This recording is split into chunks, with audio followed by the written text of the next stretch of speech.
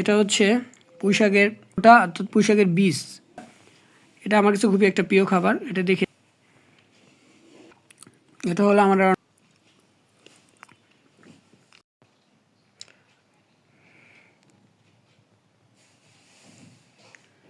Hello everyone, আসসালামু আলাইকুম।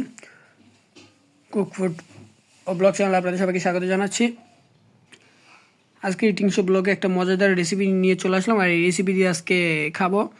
তো এটা হচ্ছে পুঁইশাকের গোটা অর্থাৎ পুঁইশাকের বীজ, পুঁইশাকের বিচি যে ভাজি করা হয়েছে এটা এটা আমার কাছে খুবই একটা প্রিয় খাবার। এটা দিয়ে খেতে আমার কাছে খুবই ভালো লাগে।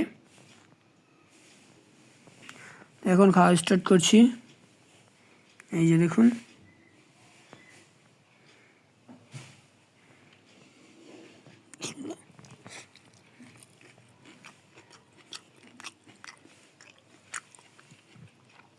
এটা হলে আমার আর অনেক কিছু লাগে না, সম্পূর্ণ ভাত এটা দিয়ে খেয়ে নিব।